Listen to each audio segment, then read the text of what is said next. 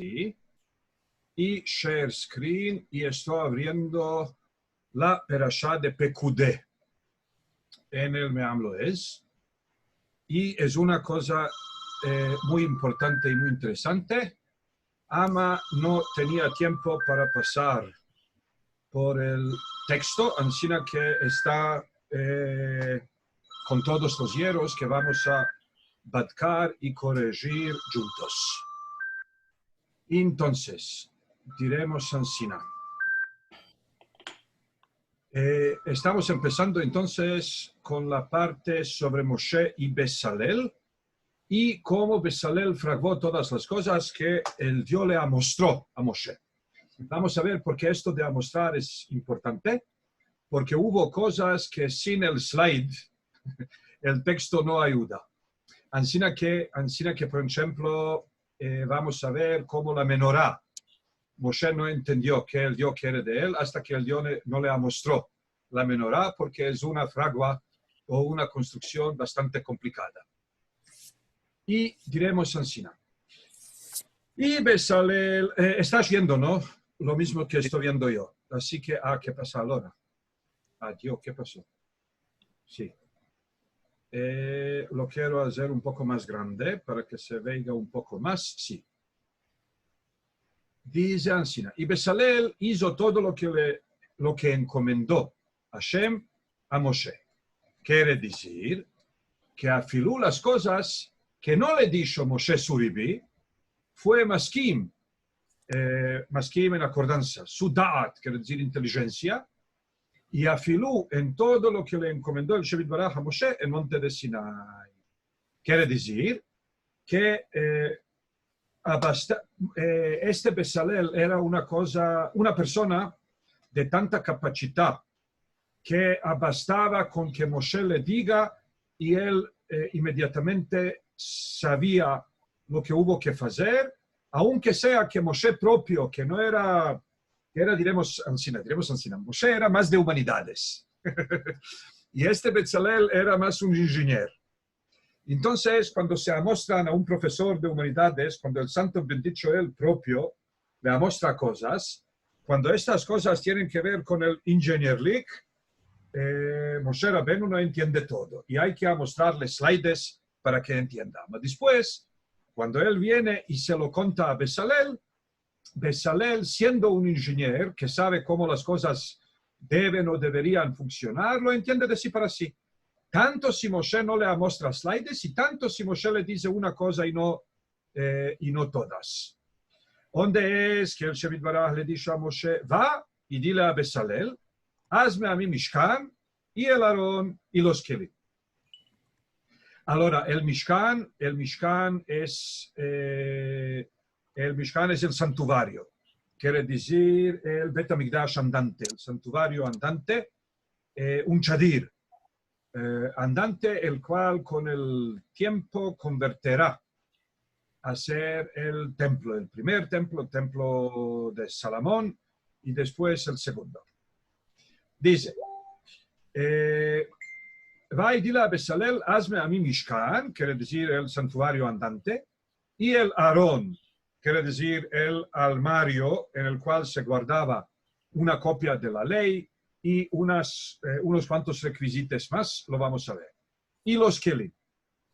Los Kelim del Mikdash son la menorá y el Shulchan, Apanim, quiere decir la mesa sobre la cual se meten los 12 panes, según el número de los hijos de Israel.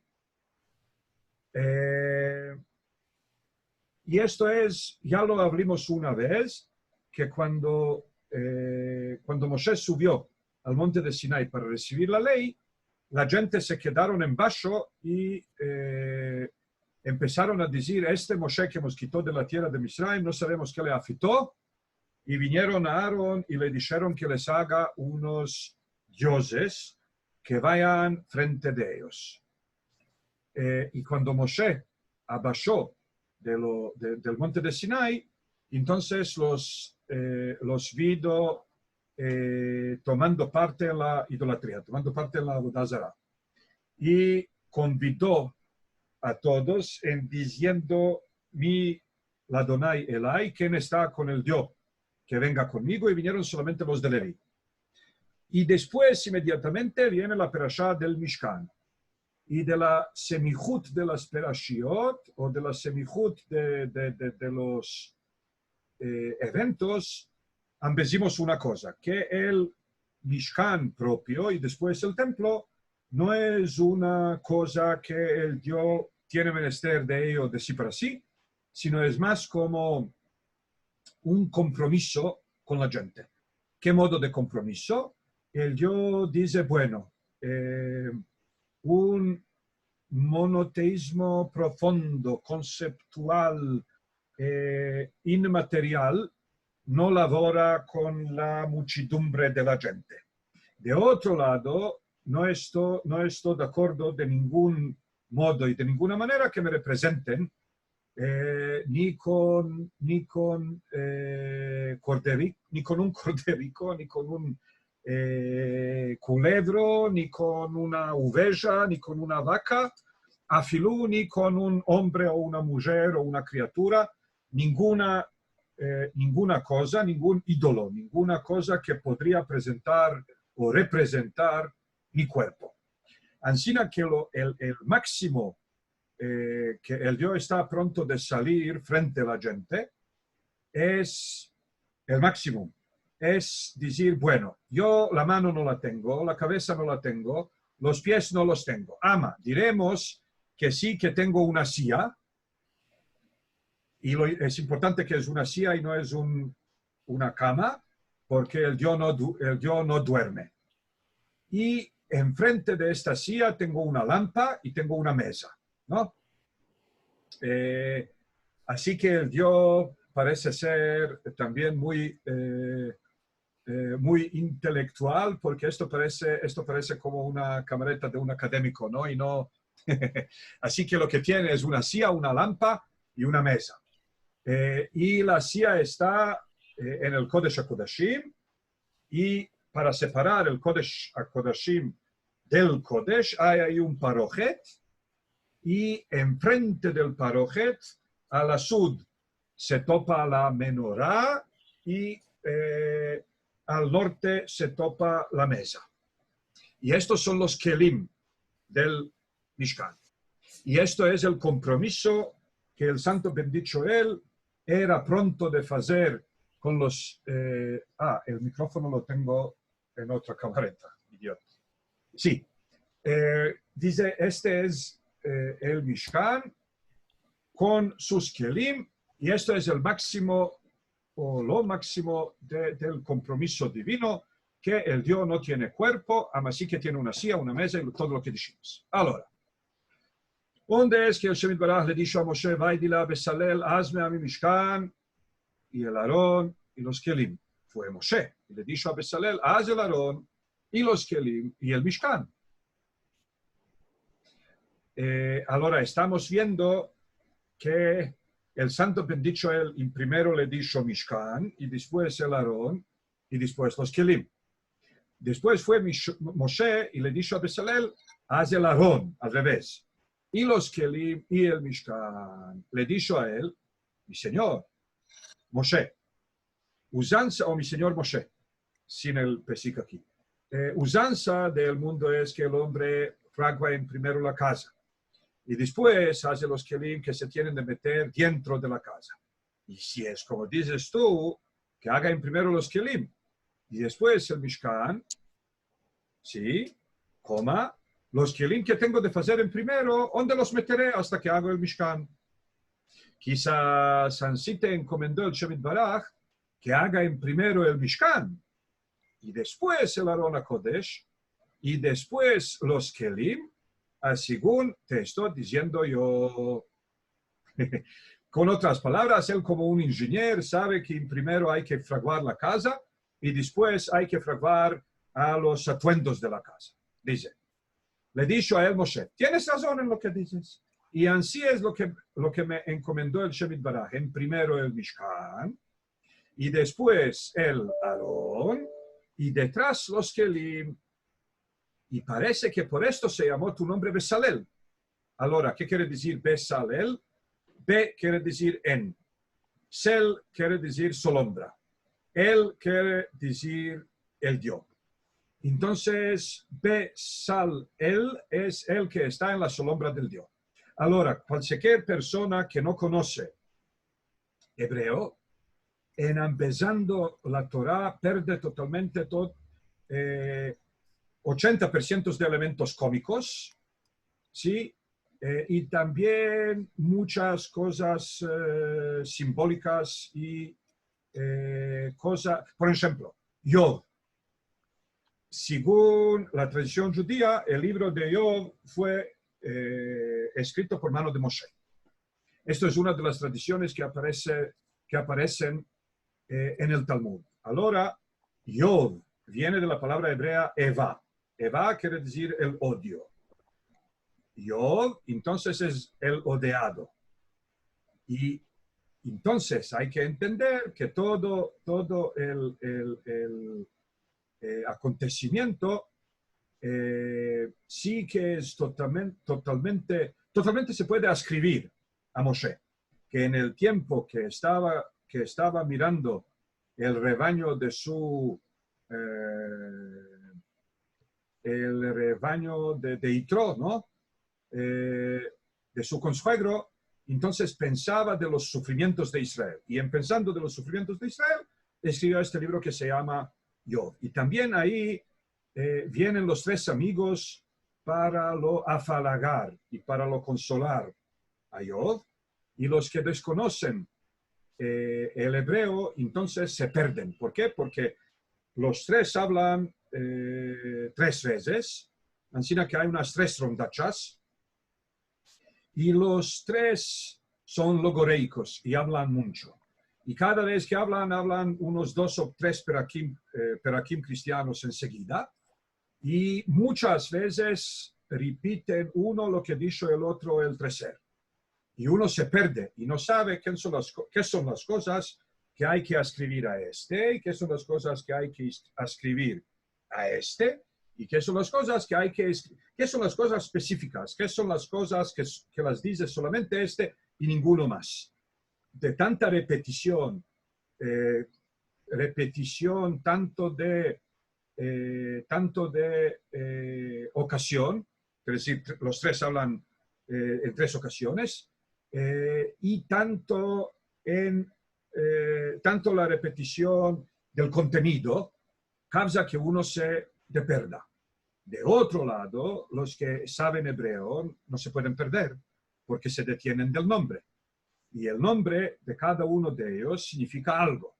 Ansina que Bildad Ashohi, Bildad en hebreo significa sin compañeros, ¿sí? Haversiz o Haversuz, sin compañeros. Entonces, esto es una persona práctica y pragmática. Y lo de Shohi puede ser que venga del siah, es decir, del narrativo, ansina que podemos decir que Bildad Ashuhi es sociomat dogmático o uno sin amigos, ¿no? Así que sociomat dogmático o sociomat hablante o sociomat parlante o sociomat narrativo. Y es muy importante para seguir dando todo lo que dice este. Tenemos ahí también uno que se llama Sofar Hanaamati. Ahora, Sofar en hebreo es como una trompeta.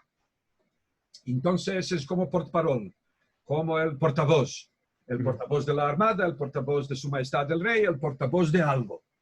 Y según la tradición judía, la tradición rabínica clásica, Naamá era la hermana de Tuval Caín, está mencionada en la Torá, y dicen que ella era la prima manequena para Avodazara, para idolatría. Quiere decir, ella se metía en sí, y la gente, según su figura, producían unas estatuas o iconas o qué lo sé yo,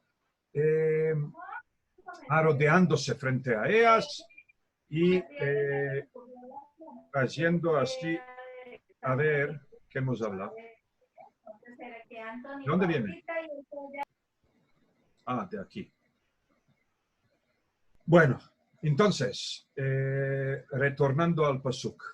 Sí, entonces, Shofar Namati quiere decir el portavoz de la idolatría. Y la verdad es que todos los afalagamientos y todas las consolaciones que él le ofrece a Job tienen que ver con el concepto más profundo de actitudes paganos, de actitudes, diremos, sí, ante la religión y la ética siguen siendo separadas.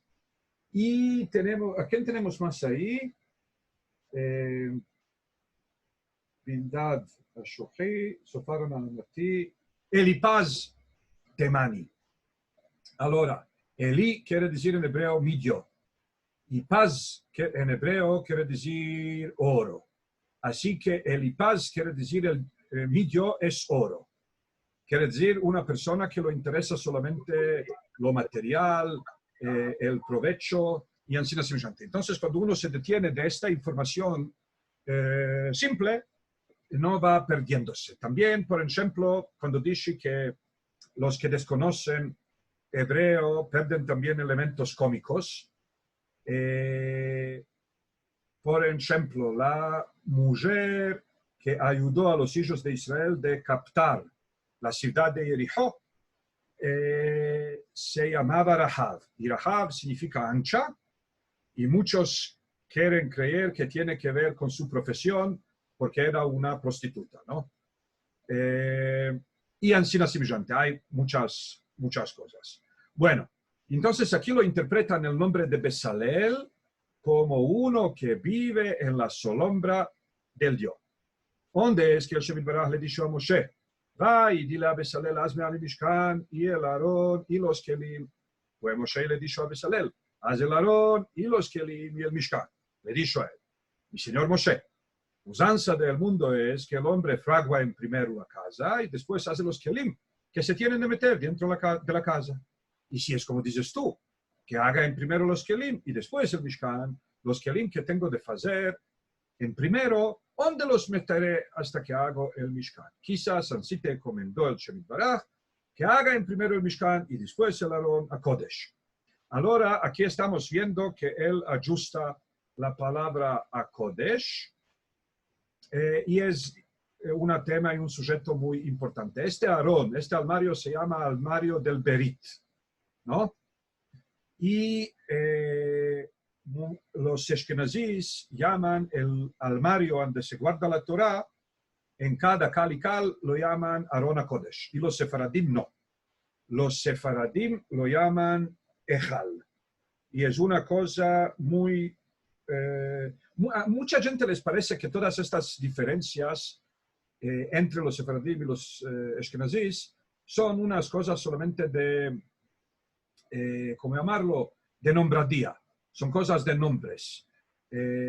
Y como vamos a ver aquí, no son cosas de nombres, son cosas del contenido, son conceptos diferentes. Ahora, ninguno nos dice que este concepto es más mayor y este concepto es más peor y tal y cual. Ama, no se puede, hoy en día lo que está pasando, y esto es una cosa la cual hay que prevencer, la hollywoodización de la vida humana causa, lo puede ver cualquier persona que pasó al lado de la sinagoga del tránsito, diremos, o el Cal de Abulafias, o el Cal de Abulafia, en Toledo.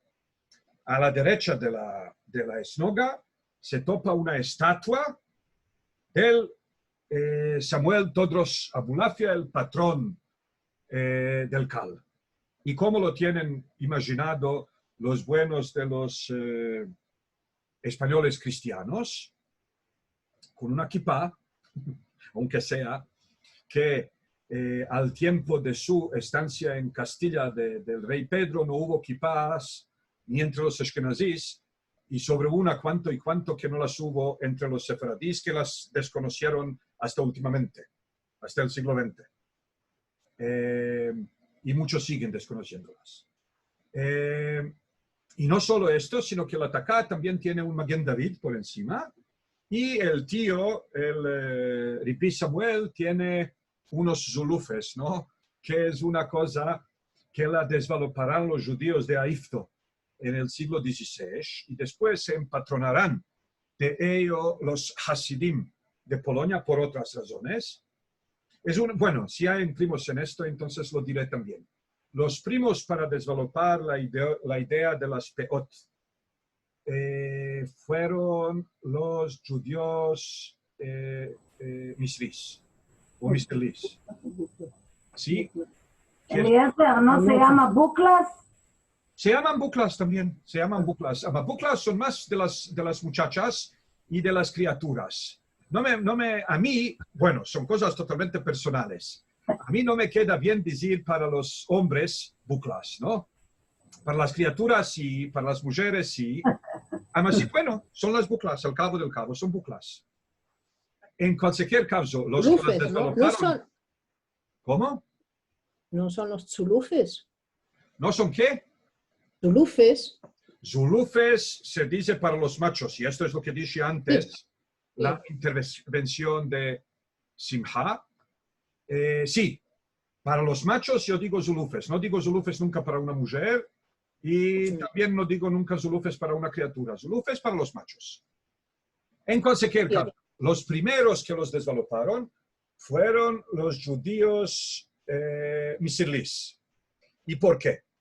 Porque como muchos de ellos eran mercaderes viajeros y como se vestían de misma manera como el heredor musulmán o cristiano copta, quiere decir tenían un anterí y por encima del anterí tenían un trabolos y por encima de todo esto tenían un jubé, así que no hubo mucha diferencia entre un judío y un cristiano.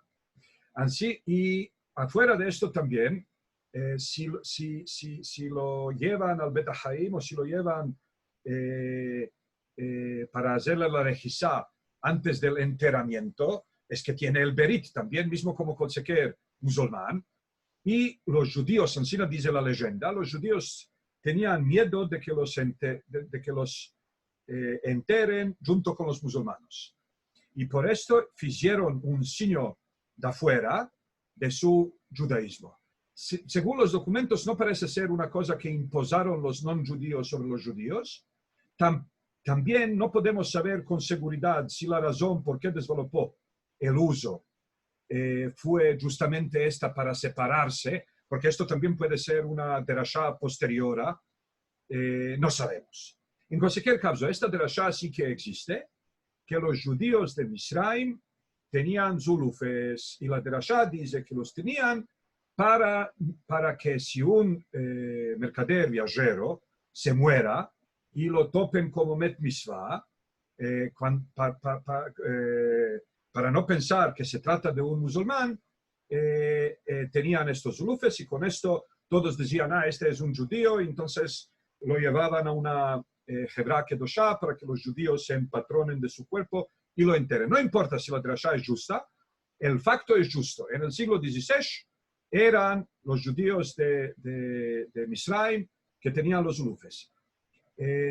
Arizal quiere decir Ashkenazi, Ribi Yitzhak, o Ribi Yitzhak Ashkenazi, el patrón de la Kabbalah luriánica, Ribi Yitzhak Luria, que nació aquí y cuando en la tierra de Israel. Y cuando su padre se murió, él se marchó a vivir en Misraim, con su madre en la casa de su tío, porque el tío era misri. Y después, claro, él creció ahí, creció los zulufes también, como todos los judíos de Misraim. Cuando él subió a Sefat, entonces se hizo patrón o se hizo maestro de una escuela de Kabbalah, y muchos de entre sus talmidim empezaron ellos también de engrandecer a los zulufes para parecer cuanto más a sus maestros. Él era una persona de una carisma extraordinaria y él nunca publicó casi nada. Es que tiene escrito unos cuantos piutim y unas cuantas fojikas. fueron sus talmidim que escribieron cosas en su nombre, y la más grande parte de la gente lo imitaban, solamente imitaban su manera. Entonces, como los Hasidim realmente siguen la Kabbalah de Safed, también se empatronaron, cuando se desvalopó la idea hasídica, se empatronaron también de los zulufes, aunque sea que estos eran vestidos de una manera totalmente diferente de sus conchis, de sus vecinos cristianos, con sus chapeo especial o con sus traimel especial y con sus kaftán especial. Por encima de todo esto ajustaron los zulufes. En cualquier caso, esto es una cosa que totalmente no tiene nada que ver con el Toledo del siglo XIII. Por el Hollywood, quiere decir, cuando el alcalde de Toledo hizo concurso llamando a la gente, no sé, a los, ¿cómo se llaman? A los sculptores y a los artistas, tal y cual. Estos entraron al Google, metieron Ribi o no sé qué, les salió uno con zulufes y con taká y con Maguen David por encima de la taká, y encima lo hicieron a Ribi Samuel Abulafia. Entonces, en este tiempo que estuvimos el año pasado en Tomar. Tomar es un lugar en Portugal donde se preservó una esnoga medieval. Entro yo a la esnoga y tengo cosas de ver. Metieron un Aron HaKodesh Ashkenazi, ¿no? Frente a la Teva, metieron un parojet por encima de esto, y el Aarón y el parojet están jugando un Kal sefaradí del siglo XIII o XIV, o de antes de la expulsión. Le digo yo al custos ahí que esto no puede ser. Viene un turista israelí, ashkenazí, claro, y me dice, bueno, ¿qué importa? Es una esnoga. Y le digo, sí, es una esnoga sefaradí, no es una esnoga ashkenazí. En la esnoga sefaradí hay un ejal. Y ejal no es un armario, no es un mueble que se puede mover, no es un pedazo, sino es una nicha dentro de la pared, ¿no? Y me dice, bueno, hoy en día todas las sinagogas. Y le digo, bueno, entonces también, si vamos a descubrir una iglesia, no sé, católica del siglo XII, y como nos mancan cosas de interior católico, vamos a meter por adentro todo modo de cosas, iconostasis, encima de una iglesia ortodoxa, ¿no? Y todo, porque ¿qué importa? Al cabo del cabo es una iglesia. No me entendió, tampoco importa. Vamos a ver, vamos a ver si nos quedará tiempo, porque os quiero mostrar estas cosas. Ahora nos vamos a acordar que para los sefaradim, Aarón HaBerit y Aarón HaKodesh son la misma cosa. Aarón HaBerit y Aarón HaKodesh son la misma cosa. Por esto, el armario de la Torá en el Kal no se llama Aarón HaKodesh. Este se llama Ejal. Y vamos a ver. Y dice, le he dicho a él, Moshe, tienes razón en lo que dices, y así es lo que me encomendó el Shem Yitbaraj. Primero el Mishkan, y después el Aarón, y detrás los Kelim. Y parece que por esto se llamó tu nombre Besalel, que son dos verbos. Besal, él. Y quiere decir que estuviste en la sombra del yo y afectates en lo que me encomendó el Shem Yitbaraj de hacer, en primero el Mishkan, a según avisemos. Y tenéis que demandar en esto que avisemos, esto es todo el pasado. Bueno, amén, con letras hebreas no lo pueden saber los asistentes nunca, porque se escriben, las dos cosas se escriben con una yod. Avisimos o avisemos es la misma cosa. Ya lo avisó.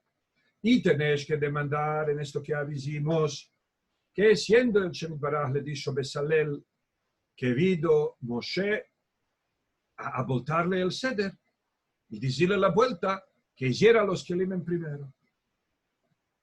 Es decir, nosotros debemos demandarnos, ¿por qué vido Moshe? ¿Qué topó Moshe de trocar el ceder, quiere decir la orden? Y no podemos decir que un hombre grande como Moshe se hieró o se olvidó del Seder que le dijo Hashem Yitbaraj. Y más hay que demandar en Besalel. Ahora, esto demandar en Besalel, claro, es traducción del hebreo, ¿no? En español se dijera, hay que demandar sobre Besalel, por Besalel, ¿sí? Ama, esto es traducción del hebreo y los rabinos sefaradíes están pensando en hebreo. Yesh lishol beBetzalel. Que no es derech eres. Esto no quiere decir, esto no es según el bontón. Betzalel es un talmid, un discípulo, y Moshe Rabenu es su maestro. Y talmid en una cosa que lo encomendó su ribí, que le haga agaá. Aquí nos saltó algo. Sí. Que le haga agaá. Ahora, agaá es como objeción en sus palabras y le diga, no es así, sino así, por severar de su mioyo. Y calía que según le dijo su ribí, que lo hiciera, aunque era en contra de su mioyo. Esto es la segunda demanda. Entonces, sobre el chico o corto asunto, estamos ya demandando dos demandas. La primera demanda es por qué Moshe voltó la orden. Y la segunda es cómo se atrevió Besalel de decirle a Moshe, mira, este orden que me dijiste no es lógico, parece ser que él ya te dijo al revés. Y ahora la tercera. Y más hay que demandar en las hablas de Besalel, que le demandó a Suribí, a decir los kelim que hago en primero, ¿dónde los meteré? Porque no había algún lugar donde guardarlos hasta que se hacía el Mishkan. Y bien mirando a las fedrades después que ya se hizo todo el Mishkan y los kelim, y no levantó el Mishkan, y se compuso en su lugar, y luego si no pasaron días en medio, según se avisará Be'ezrat el más adelante. Y cierto que entre mientes estuvieron guardados los kelim en algún lugar, y siendo así, ¿qué demanda es lo que le demanda Besalel? Los kelim que hago en primero, ¿dónde los meteré? ¿Qué es la tercera demanda? La tercera demanda es tanto cuando se hizo el Mishkan, hacer sus pedazos es una cosa, construirlo es otra. Así que también si harás primero los pedazos del Mishkan y después a los kelim, hay que guardarlos en algún lugar hasta que se construya, hasta que se levante el Mishkan. Dice, pero sabréis que lo que iban Besalel con Moshe, era hetero, no sé qué es hetero, vamos a ver, parece ser un hierro de tipografía de la asistente. Vamos a ver. Donde es que Moshe apuntó en las hablas de Hashem Yitbaraj, que le dijo, va y dile a Besalel, hazme a mí Mishkan y Aarón y Kelim, que la habla justa calía que fuera de este modo. Va y dile a Besalel que me haga a mí, siendo que es lo que tenía de hacer Besalel, y no Moshe. Y siendo así, que hasta que le diga el Hashem Yitbaraj, hazme a Moshe. ¿Qué ata? No que hasta. ¿Qué ata que le diga el Hashem Yitbaraj, hazme a Moshe? ¿No? Y si es que esta habla que le está diciendo el Hashem Yitbaraj es que le diga a Besalel, calía que Moshe dijera a Besalel, va y hazle, no hazme, hazle para el Hashem Yitbaraj. Y en vez que lo dicho el Hashem Yitbaraj este modo de hablar, va y dile a Besalel, hazme a mí. Dijo Moshe, es cierto que lo que me quiso decir el Hashem Yitbaraj es esto, que entre mí y Besalel que se cumpla la fragua de la melajá del Mishkan. Quiere decir, la cosa los incluye a los dos. Donde es que la hechura la haga Besalel, de este modo que en primero haga lo que tiene de venir adentro, que es el Aron HaKodesh, detrás el resto de los kelim que tienen de venir más afuera. Y al cabo, el Mishkan que tiene de venir afuera de todos. Y con esto vengo yo a levantarlo y meter cada cosa en su lugar. Y vengo a hacer el Seder que en primero encontró con el Mishkan que está afuera. Que en primero encontró con el Mishkan que está afuera, y meto cada cosa en su lugar, y después encuentro con el resto de los kelim que es más adentro, y los meto en su lugar. Y después entro más adentro y meto el Aarón HaKodesh en su lugar. Y con esto es Echreyach, que Besalel los haga, y este modo de ceder, que es el Aarón, y después los Kelim, y al cabo el Mishkan.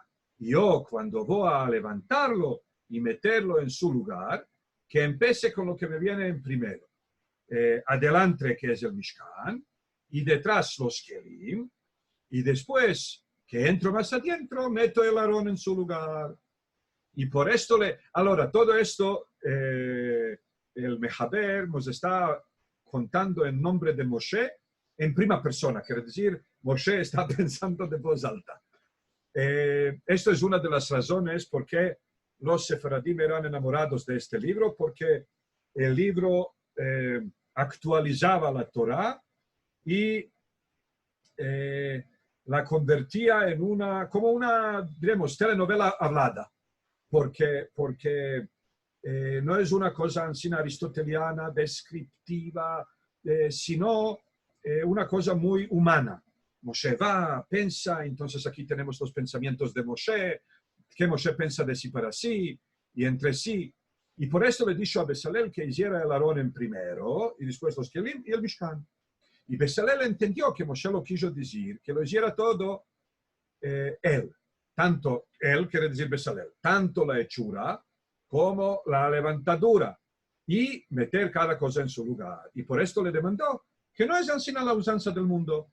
Y dio la vuelta a Besalel de lo que había entendido. Y dijo, no sea que lo que te quiso decir el Shemit Baraj es que yo haga el Aarón en primero, y al cabo el Mishkan, y a ti te dijo que levantes en primero el Mishkan y después el resto.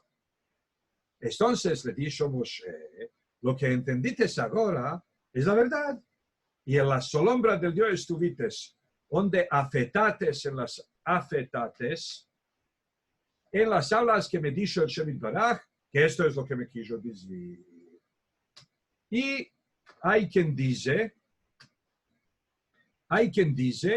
que en esto iban Besalel y Moshe, donde es todo el Ashra'at Shekhinah. Ahora, Ashra'at Shekhinah quiere decir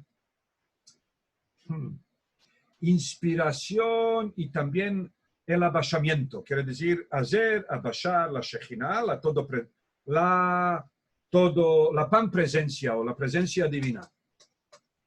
Shekhinah es la presencia divina. ¿Qué tiene de haber en la tierra? No es otro que por la ley que trabaja en ella. Y esto es mashal a un rey que dio a su hija regalada por mujer a un hijo de rey. Y cuando casó con ella el dito hijo del rey, se quería ir a su ciudad, llevarse a su mujer. Le dijo el rey, el padre de la muchacha, sabrás que esta mujer que te di es una regalada, que no tengo más que ella, y siendo así, no hay haluká que me desparta, yo de su lado, y también no te puedo decir que no la lleves siendo que es tu mujer. Sino lo que puedes hacer es que donde vas, que me hagas un palacio para mí. Aparte, para estar yo al lado de mi hija. Y por esto encomendó el Shemit Baraj y dijo, de azul y mikdash, Beshachanti betocham. Beshachanti betocham. Quiere decir, me haré un lugar santo para que pueda morar con vosotros y estar al lado de mi hija, que es la ley. Quiere decir, el santo bendicho él, la entregó la Torah a Israel, ama como cualquier padre amoroso, tenía mucho, le venía muy fuerte de separarse de la hija. Por esto les dijo que le fraguen un palacio, donde podrá él venir a visitar a la hija suya, que es la Santa Ley. Que por esto también se llamó el Mishkan, este nombre de Mishkan Aedut, para avisar que todo el Ikar, quiere decir el principal, del fraguar del Mishkan, no es sino por el Edut, quiere decir testimonio, que se tiene de meter adentro de él, que es la ley. ¿Qué quiere decir esto? El Mishkan se llama Mishkan Haedut. ¿Por qué? Porque también Aarón se llama Aarón Haedut. Así que el Mishkan entero está ahí solamente para servir de casa para el Aarón Haedut. Y la Edut es la ley. Y Aarón Haedut es el armario, el Sanduk, en la casa de la ley. Y por esto, lo que le dijo Moshe Besalel, siendo que todo el Icar de fraguar el Mishkan es por la ley, que es el Icar. Y después hacer el Mishkan para dar a mostrar que todo el aposentamiento de la Shekhinah tiene de ser por la ley. Y toda la fragua del Mishkan es por Sibá de la ley. Sibá quiere decir sebep, razón. Es por Sibá de la ley. Y lo que ves en la Perashá de Terumá está escrito por la encomendanza del Mishkan. En primero, que dicho ahí el pasuk en primero, Be'asur Mikdash. Aquello no impide nada. Y no hay tanta reaya de ahí. Y no hay tanta reaya es prueba. Y no hay tanta, no, ¿qué pasa aquí? Yo le digo una cosa y él hace otra. Y no hay tanta reaya de ahí, tanto siendo que en Mukdam, en quiere decir no hay. Mukdam de Meuhar, no es ve, Uhar Batorah, quiere decir que las operaciones de la ley no están escritas al Haseder. Ahora, ¿qué quiere decir? Esto es un poco complicado para los que no hablan hebreo. Existe un concepto en judaísmo que dice en Mukdam Umuhar Batorah. No hay anterior y posterior en la Torah. ¿Por qué? Porque la Torah no está dada según... no está dada de una manera cronológica, sino puede ser que te conte una cosa del primer año de la salida y después una cosa del año 40 de la salida y después retornará al tiempo antes de la salida y después retornará al tiempo de la salida y después pasará de nuevo al año 40 de la salida. ¿Por qué? Porque la Torah no está dada de una manera cronológica. Y esto no es reaya, esto no es ninguna prueba. Que lo que está dicho la hechura del Mishkan en primero, en la ley. Y entonces le dijo Besalel que lo que está escrito en la ley, la hechura del Mishkan en primero, es para decir que el Mishkan cale que se haga en primero.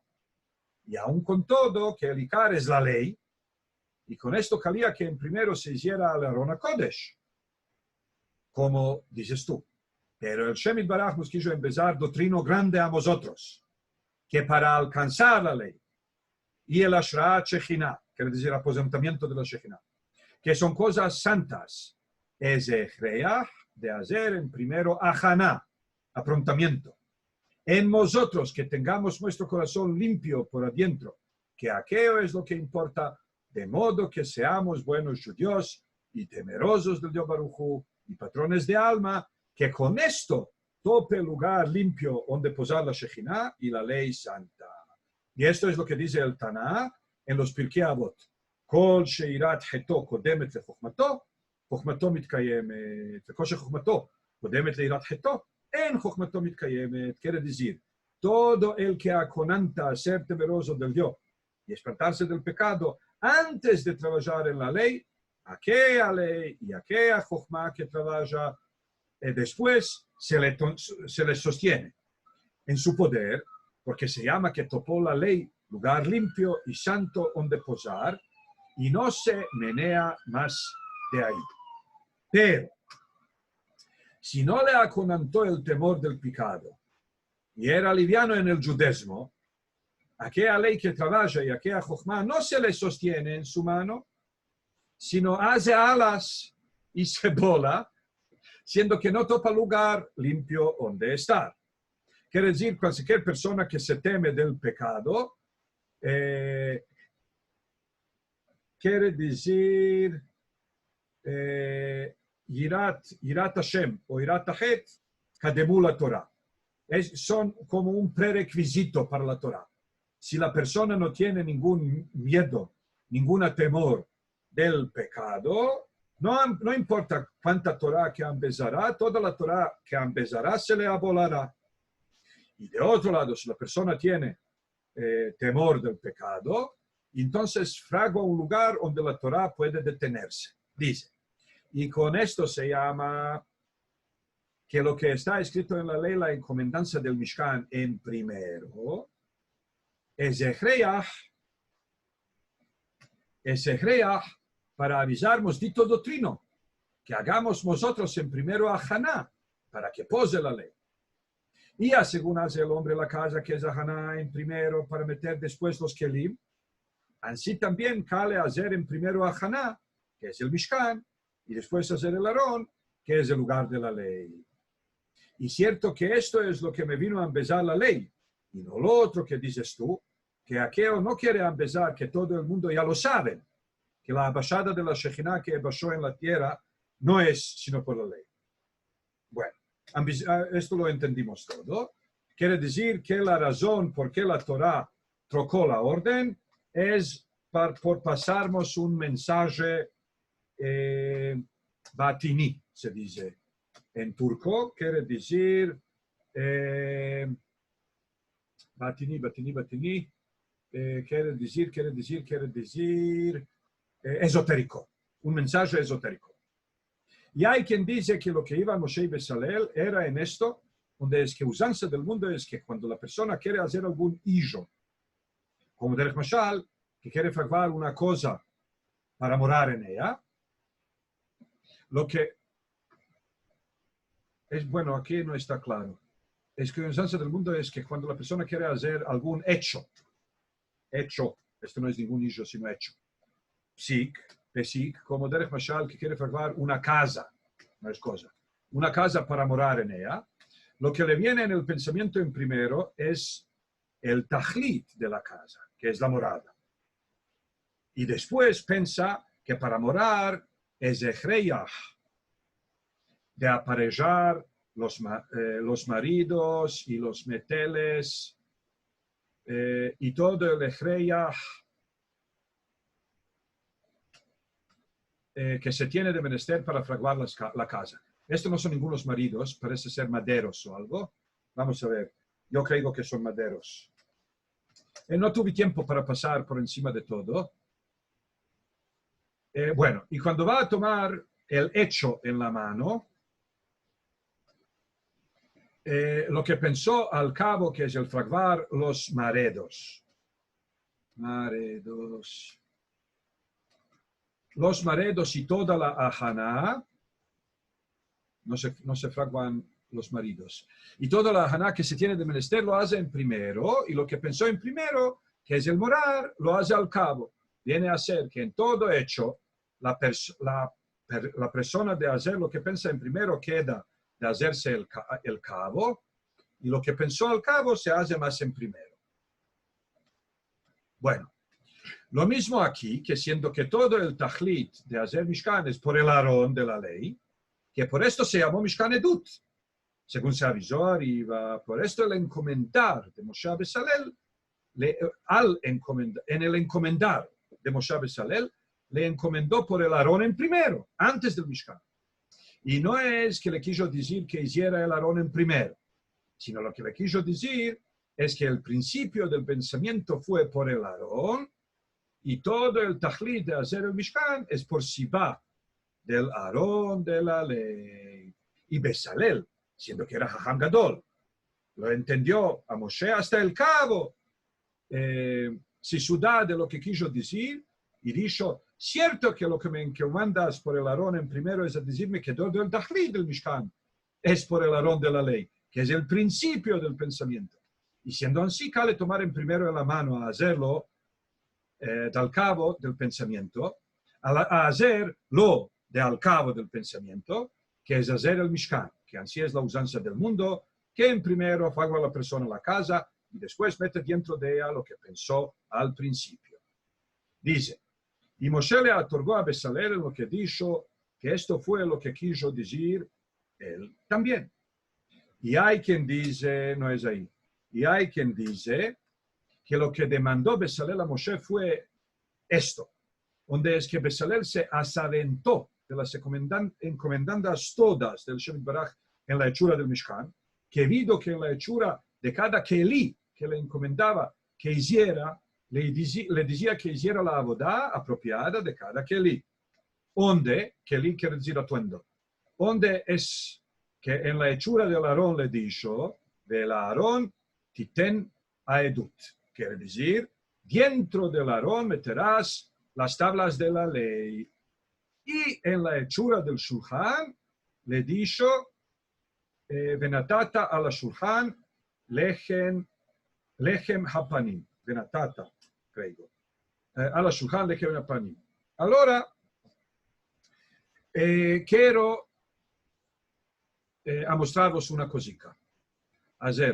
Vamos a hacer share screen y a ver si se ve esto. ¿Se ve? Se ve. Y ahora, sí, solo un momento, quiero pasar esto por aquí. Sí. Y ahora os quiero mostrar una cosa. No, la presentación, esta no la tengo escapada. Ama, la vez que viene también vamos a hablar un poco de esto. ¿Qué es esto? ¿Quién sabe qué es esto? ¿Quién sabe qué es esto? Es de la Agadá. Sí, es una ilustración de la Agadá de Sarai. La famosa Agadá de Sarai que fue producida, se llama Agadá de Sarai porque se preserva, se guarda en la ciudad de Sarai. Antes se guardaba en una familia privada y después se la vendieron al Museo Nacional que lo establecieron ahí los, ¿cómo se llaman? Los ocupadores austrohúngaros. Ahora, originalmente esta Agadá fue producida en España, en Cataluña, parece ser en Barcelona, siglo XIII-XIV. Y aquí, entonces, estamos viendo una esnoga del norte de España, de este tiempo, del siglo XIII o XIV. Ahora, lo que estamos viendo es un qué, y dentro de él unas qué, y por encima de ellas unas qué. Estamos, ¿cómo? No, estamos bien, sí, el ejal con el... Sí, estamos viendo un ejal, y dentro del ejal estamos viendo unos Sifrei Torah, que hoy en día todos, aquí en Israel todos dicen, los sefaradim tienen la Torah en el tik y los ashkenazis tienen la Torah en el meil. Y cuando yo digo, no, yo soy sefaradí y tengo la Torah no vertical, sino horizontal, me dicen, como los ashkenazis. Entonces, siempre me enervo mucho porque hay que explicarles que esta manera de meter el sefer se la inventaron los sefaradí. ¿Sí? Y este meil, que lo llaman ashkenazis meil, después de haberlo tomado de los sefaradim, no se llama meil, se llama mapá. Y este lugar donde se guardan no se llama el Aron HaKodesh, se llama Ejal. Y ahora vamos a explicar todo en junto. En la mente sefaradí. En la mente sefaradí, cuando una persona se topa en una esnoga, entonces el lugar más santo de la esnoga es el Ejal. El Ejal quiere decir palacio. Ahora, este es el templo de Salomón, ¿no? Y este lugar del templo se llama el palacio. Este se llama el Ejal. Y después aquí tenemos Azarat Israel. Azarat Israel quiere decir el cortillo de hombres. Y Azarat Nashim quiere decir el cortillo de las mujeres. Entonces, cuando una persona se topa en una esnoga, frente a un ejal, la persona se topa justamente donde los non-kohanim pueden llegar en el templo. Quiere decir, se topa en Azarat Israel. Y por esto la sinagoga se parte en tres partes. Azarat Nashim, cortijo de mujeres. Azarat Israel quiere decir cortijo de Israel. Y el Ejal quiere decir cortijo del Dios, el palacio del Dios. Ahora, en una sinagoga Ashkenazí, el lugar donde se guarda la Torah se llama Aron HaKodesh. Quiere decir el armario de la santidad. Si este armario es el armario de la santidad, entonces la persona se topa ¿dónde? Según esta lógica. Si viéndolo al Aron HaKodesh, estás viendo realmente el Aron HaBerit. Estás viendo realmente el armario de la Torah original. Entonces, ¿dónde te topas? Kodesh HaKodashim. Te topas en el Kodesh HaKodashim. Ahora, ¿una persona puede toparse en Kodesh HaKodashim? No, No. ¿Quién puede entrar al Kodesh HaKodashim? Kohanim. No, solo el... Kohen Gadol. Sí. En Yom Kippur. Solo el gran sacerdote, ¿no? Y solo el Yom Kippurim. Y ahí se topa el Aron HaBerit en el Kodesh HaKodashim. Entonces, quiere decir que este lugar aquí que se llama Ejal se parte en dos espacios. Kodesh, aquí, Kodesh, la primera parte es Kodesh. ¿Dónde está la cámara? Para que se vea más, no sé. Ah, sí, entiendo. Se ve, estoy usando la cámara del computer y no la cámara del... Bueno, no importa. Entonces, lo que se ve aquí es el Ejal. Y el Ejal tiene dos partes. Una parte que se llama santidad, y esta es la parte anterior. Y otra parte que se llama Sacro Sacrorum, Kodesh HaKodashim, o la santidad de las santidades. Estas dos vienen separadas por un parojet. En el Ejal tenemos el parojet. El parojet separa el lugar donde se topa Lehem HaPanim y la menorá del lugar donde se topa el Aron HaBerit. Esto es muy importante que lo recuerden. ¿Por qué? Porque así no funciona una sinagoga sefaradí. No es solamente unos dicen, a ver, para daros un ejemplo. Dadme una cosa en español, en judeo español, que se usan dos palabras para la misma cosa. Diremos habitación y casa. Bueno, entonces una habitación, una casa, ¿qué importa? Es lo mismo, en una habitación se habita y en una casa se vive y es la misma cosa. Y aquí no es la misma cosa. No se trata solamente de un término diferente que usan los sefaradíes y que usan los ashkenazíes, sino se trata de un concepto. No estoy diciendo este concepto es más mejor, este concepto es más peor, solo el concepto hay que seguirlo todo el tiempo. Para los sefaradíes, la esnoga tiene dos partes, Azarat Israel y Azarat Nashim. Y tiene la parte divina que se llama el Ejal. Ejal, cuando se abre, y solo cuando se abre, por ahí hay un parojet. Los ashkenazíes meten el parojet enfrente. ¿Por qué? Porque para los ashkenazíes, el Aron HaKodesh, que es un mueble que se mueve, un pedazo, un armario que se puede mover, y este representa el Aron HaBerit. Y enfrente de él se mete el parojet. Ahora para los sefaradim no. Para los sefaradim tienes las puertas del templo. Esto. Las puertas del templo, estas son las puertas del Ejal. Cuando lo abres, ahí tienes dos espacios. Un espacio frente al parojet, que es el Kodesh, y en él no se topa nada.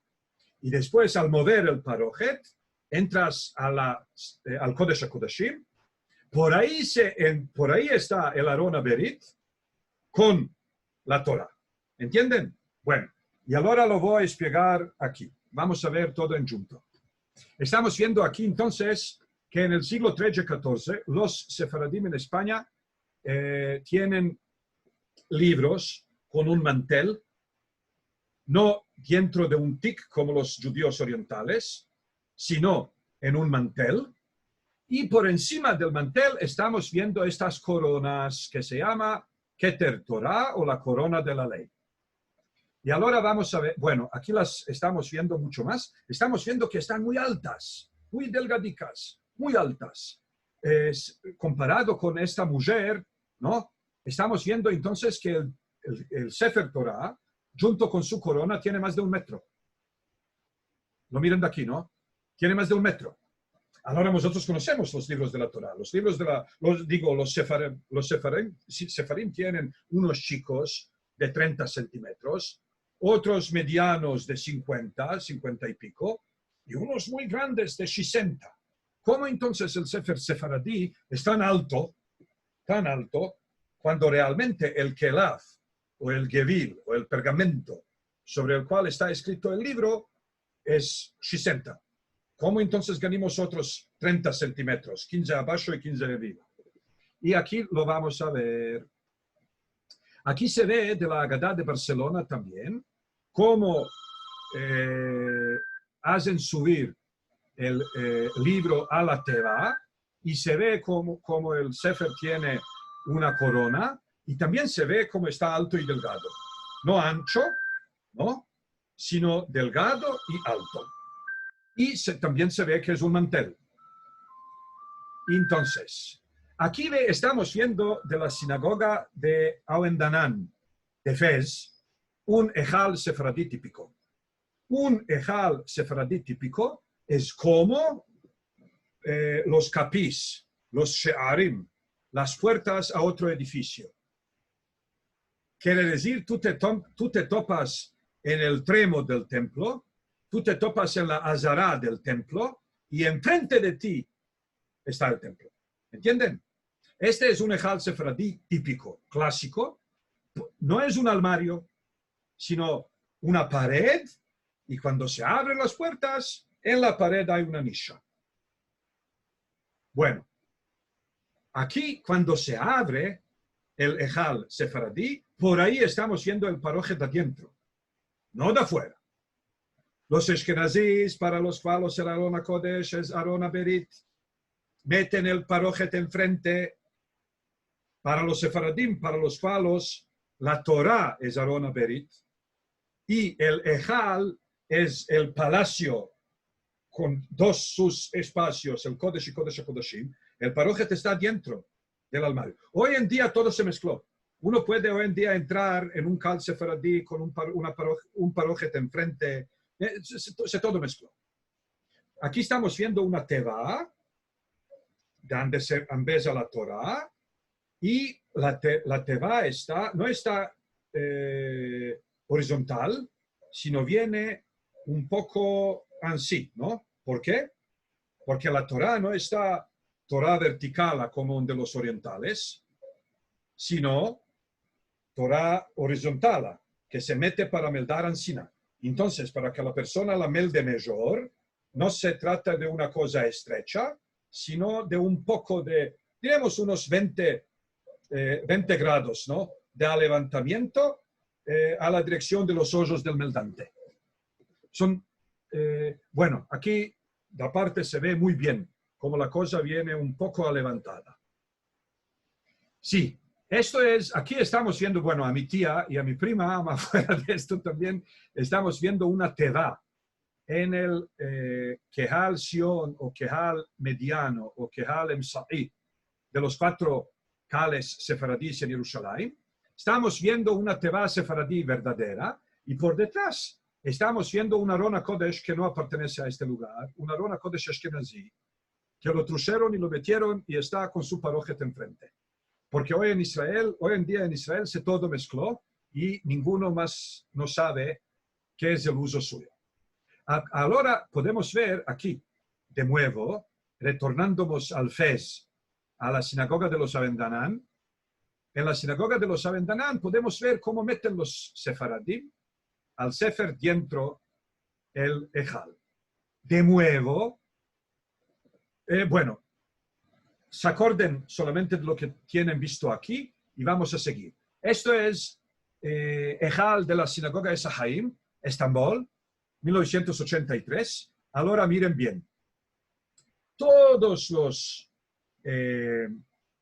vestidos de la Torah todos los vestidos de la ley son circulares. No son elípticos como los ashkenazíes, sino circulares. Y no se llaman meilim, sino se llaman mapás. Y no solo esto, sino una mapá ashkenazí, un meil ashkenazí, tiene una escritura embrodada en la frente y en la espalda tiene un schlitz chico, o tiene un schlitz chico, dos schlitzes chicos en las dos bandas. Ahora, schlitz como Richard Chamasim Richard, ¿no entienden? Shesa. Ahora, en el meil sefaradí, el schlitz viene de abajo hasta el cabo, hasta arriba. Y no viene en la espalda, sino viene en la frente. Quiere decir, la parte embrodada no se ve en el ejal. ¿Por qué? Porque la parte embrodada está apegada a la pared. Al abrir el ejal, lo que uno ve es el parojet. Cuando el parojet se mueve al lado, entonces se ven los sefarim con los schlitzes para que se vea el libro adentro, para que se vea el sefer, para que se vea el pergamento adentro. Ahora, por la diferencia y de los orientales y de los ashkenazíes, los sefaradim también tienen una tela, un material, una tela, para rodear al sefer de adentro. ¿Por qué? Porque está prohibido de tocar el pergamento. Está asur de tocar el cuero de la Torah. Entonces, los orientales que tienen los tikim hechos o de madera o de argent, ¿no? Afilú de plata, no sé. Entonces, ahí los libros están, el pergamento está alrededor de una cosa que se llama Atzehaim, quiere decir los árboles de vida, y la persona cuando quiere adelantar con el texto, entonces toma una tela y hace así. En una sinagoga sefaradí, la perashá que se malda en esta semana, sí, tiene una tela por embash, quiere decir, el Hazán, después de haber escapado la meldadura de esta semana, está preparando la meldadura de la semana viniente, metiendo embajo el pergamino. Sí, metiendo embajo del pergamino a una tela. Los marroquíes y muchos de entre los italianos la meten por la Torah entera. Así que es una tela muy larga y por esto los libros marroquíes, los sefarim marroquíes y los sefarim italianos son muy pesgados. ¿Por qué? Porque meten esta tela de la perashá de Bereshit hasta la perashá de Vezot HaBeracha. Los sefaradim osmanlís, quiere decir los sefaradim del Imperio Otomán, y los sefaradís del norte de Marruecos, meten esta tela solamente embajo de la perashá que se melda esta semana. Ahora, aquí podemos ver otras cosas también. De aquí desvalopó el Aron HaKodesh Ashkenazí. Quiere decir armario para romano. Aquí topamos una presentación artística de un Aron HaKodesh europeo, romano, del siglo IV. Y los libros no se metían de una manera vertical, sino horizontal. Ansina que hubo casicas, y cada sefer se metía en una... Lo están viendo, ¿no? Estos son los rolos. Estos son los rolos de la Torah. Y hay aquí 9. 1, 2, 3, 4, 5, 6, 7, 8, 9. Quiere decir, la manera de preservar en Roma en el siglo IV era tener un armario separado y en el armario separado unos libros metidos horizontalmente en 3 estalajes, partidas en 3 espacios. Así que aquí hay espacio para 9 sefarim. Aquí estamos viendo, entonces, lo que pasa, esto no tengo ahora estampas para les mostraré la vez viniente. En las sinagogas de, por ejemplo, de Sardis, en Asia Menor, o Dura Europos. Entonces hay un lugar para guardar la ley que es solamente una nisha. Y cuando no hubo servicio en la sinagoga, la Torá no estuvo colocada o no estaba colocada en esta nisha, sino la Torá se guardaba junto en la teva y la teva entera se pasaba a un lugar al lado, a un espacio, a una camareta al lado de la sinagoga. Después hacen entrar la teva, abajan la Torá de la teva y la meten en este piedestal. Y esta es manera de la Asia Menor y otros lugares en el mundo, y de ahí se desarrolló el tic oriental. Porque cuando hay una nisha, ¿no? Entonces la Torá debe estar de una manera vertical. Y por esto los orientales se inventaron el tic, que detiene la Torá de una manera vertical. Ahora, en Europa, en los Ashkenazís y los Sefaradís, tomaron los conceptos lugareños, ¿no? Los Sefaradim que importaron la nisha y no armario del Medio Oriente, continuaron también en España con la nisha.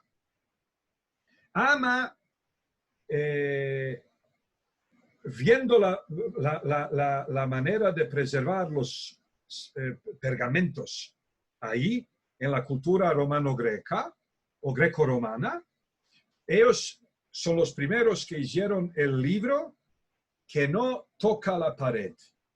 Esto es lo que los interesaba. ¿Por qué? Porque el sefer está hecho de cuero. Ahora, en países medio orientales donde no hay mucha humedad en el aire, se pueden meter de una manera como como estamos viendo aquí. Se pueden meter los pergamentos no en 3 talajas, en 3 espacios diferentes. Lo que los enervaba en España como en un país mediterráneo era la humedad, y las paredes tenían mucha humedad. Entonces, para que el libro no toque la pared de ningún lado, el libro se metía en pies. No lo metían como los orientales dentro de una cacha, sino le inventaron unos pies y unas manos arriba, y entonces se mete así el libro, así que abajo son los pies de madera que tocan la pared, y arriba son las manos de madera que tocan la pared, y el cuero no toca la pared por ningún lado. Esto es el desarrollamiento del concepto sefaradí. Y aquí estamos viendo cómo esto pasó a los ashkenazís, y estamos viendo una Torá ashkenazí con la manera sefaradí importada de preservar los libros. Miren ahora cómo la Torá ashkenazí es corta, como es chica, ¿no? Es corta, no es alta. Ahora, aquí estamos viendo una cosa interesantísima, y es muy bueno que estén todas estas cosas en junto una al lado de la otra. ¿Por qué? Porque aquí tenemos, esto es el museo del Kal Neve Shalom de Estambul. En el Kal Neve Shalom de Estambul tienen también un museo, y en el museo se preservan las Torás de los judíos osmanlíes de las 2 comunidades, de la comunidad sefaradí, y estos son los sefaradí altos, Estos, 1, 2, 3, 4, 5. Y del Kurdistán turco, quiere decir Urfa y estos lugares, frente a la frontera con Siria, tienen los sefarim dentro del tik, dentro de la casa. Y estas casas son comparadas con las mapas sefaradís, parecen mucho más chicas, ¿no? No parecen, son mucho más chicas, ¿no? Ahora, la cuestión es si el pergamento sefaradí es tanto largo y el pergamento oriental, o en este caso kurdi, es tanto bajo. Y no es verdad, sino lo que pasa es lo siguiente. Aquí los pueden ver. Esto es un sefer sefaradí de Ragusa, de Dubrovnik.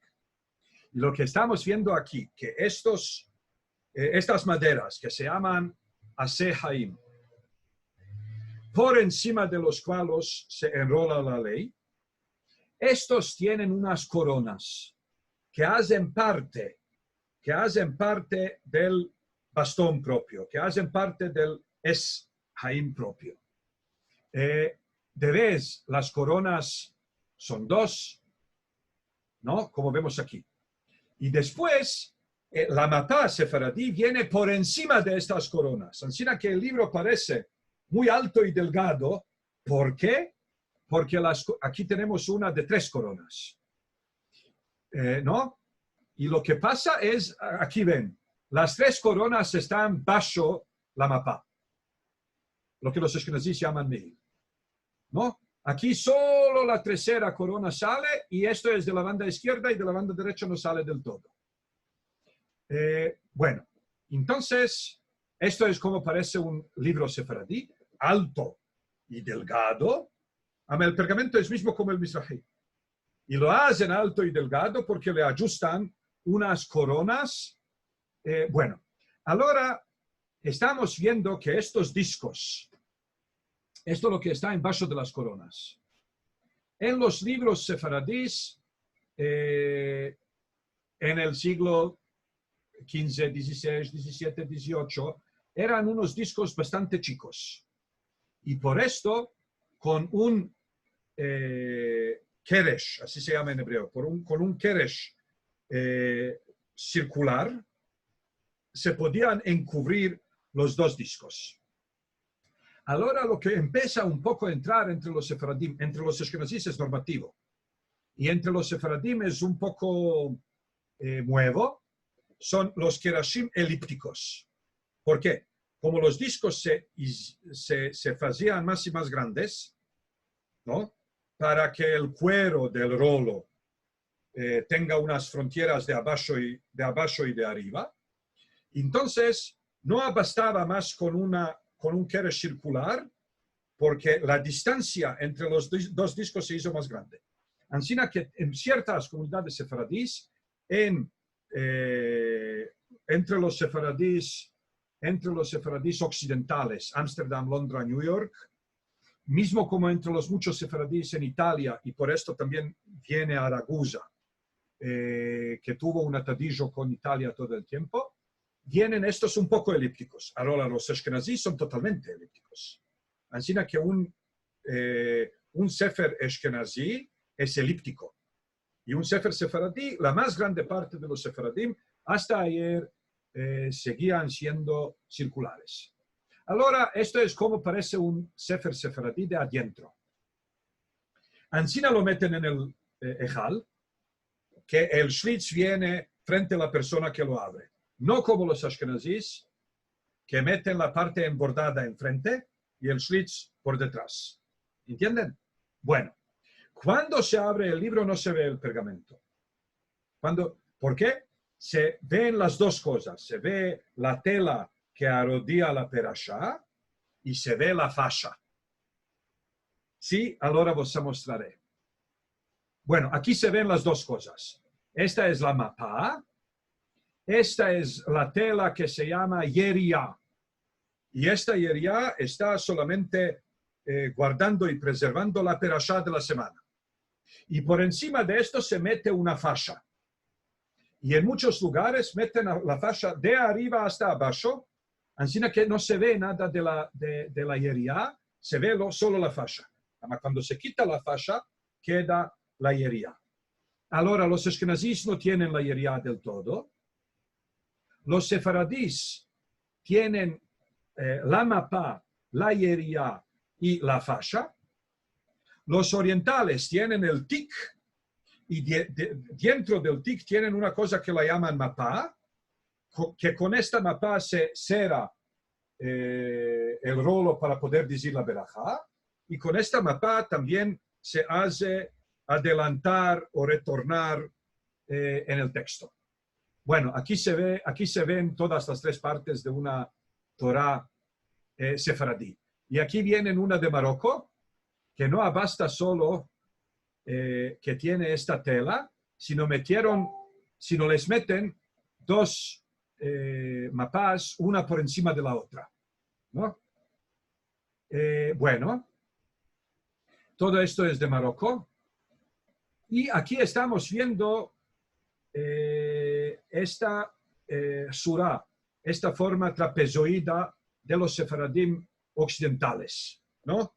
Que como por encima, porque los discos se hicieron grandes, entonces el keresh no es más circular, sino elíptico, así que la mapa se abre para abajo, ¿no? Es más ancha abajo que arriba. Entonces podemos ver aquí un sefer típico, una mapa típica de Turquía. Y lo interesante es que en arriba 78 centímetros, en bajo 78 centímetros. Y esto es justo, quiere decir que los judíos de Turquía preservan justo lo que tenemos visto en Cataluña, lo que tenemos visto en la Haggadah de Sarai. Ahora os muestro de nuevo. Los judíos de Turquía, digo no del imperio, sino de Turquía propia, están preservando esta tradición de sefarim altos y delgados, ¿no? Con unas coronas totalmente circulares, muy altos y muy delgadicos. No son para nada, son anorécticos comparados con los demás, ¿no? Y ahora, a ver, esto es de nuevo Turquía. Y aquí también estamos viendo cómo los sefarim de Turquía propia siguen siendo altos y flacos. Altos y flacos. Y aquí tenemos visto, no quiero retornar, ¿por dónde se adelanta? Por aquí, creo. Y si no, no. Sí.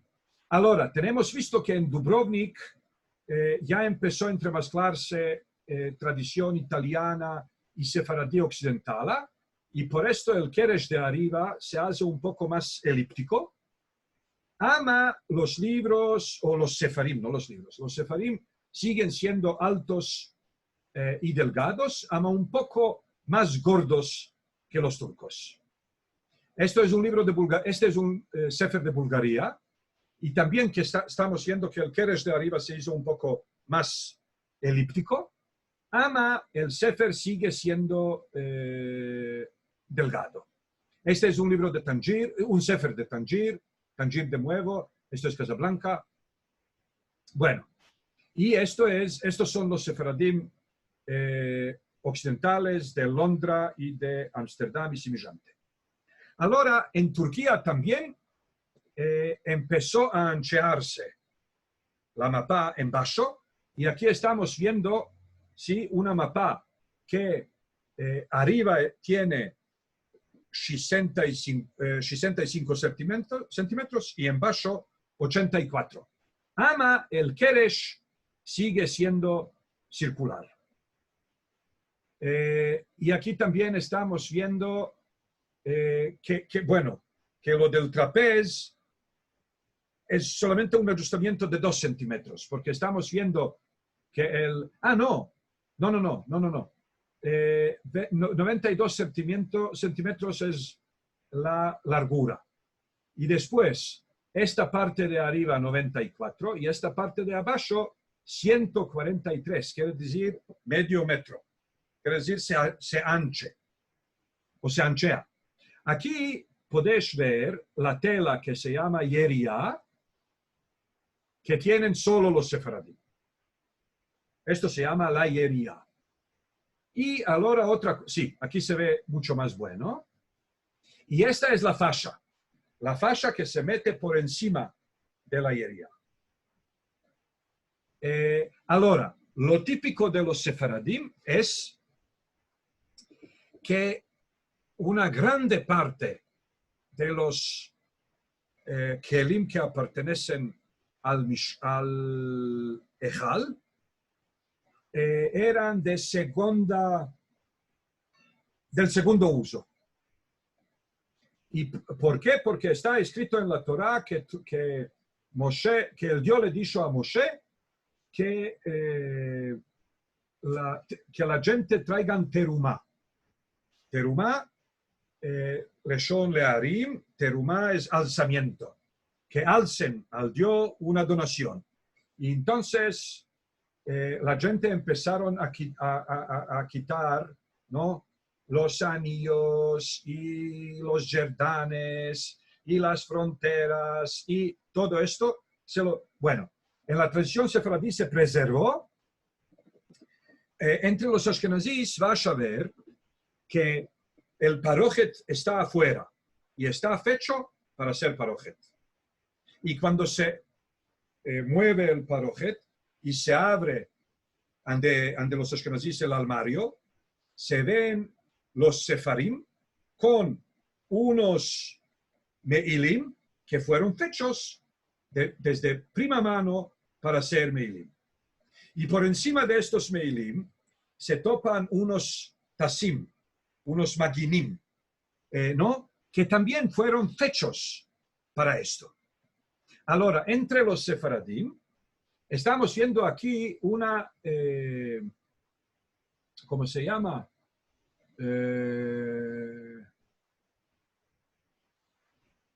No sé cómo llamarlo, no es jirká, en Sarai se decía jirká,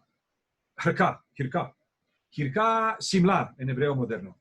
Es una simlá de boda de una mujer, es una simlá festiva de una mujer que la convirtieron en una fascia.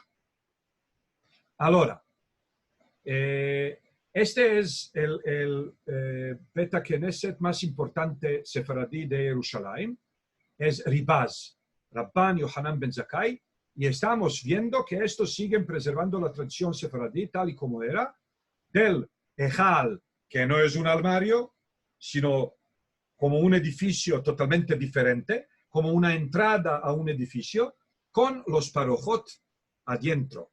No hay ningún parojet enfrente. Y con esto siguen la misma tradición que continuaron los judíos sefaradíes de Marruecos. Aquí estamos de nuevo viendo el ejal del Slat Awendanan, que solo cuando se lo abre se ve un parojet adentro. Ahora, aquí estamos viendo el cal de los Alfa-Sigin en la ciudad de Fez, y de una parte preservaron la tradición sefaradí y, ¿cómo se llama?, de los Toshavim, es decir, de los judíos berberes, de tener parojet adentro. Ama por el Hollywood, ninguno más no sabe qué es su tradición, así que metieron el libro con la espalda.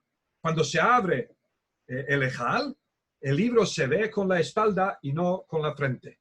Quiere decir, en un cal sefaradí, toda esta escritura debería venir frente a la pared y enfrente debería venir el shlitz de la mapa. Y esto es, por ejemplo, el cal de Casablanca, y de nuevo, el parojet está adentro y no afuera.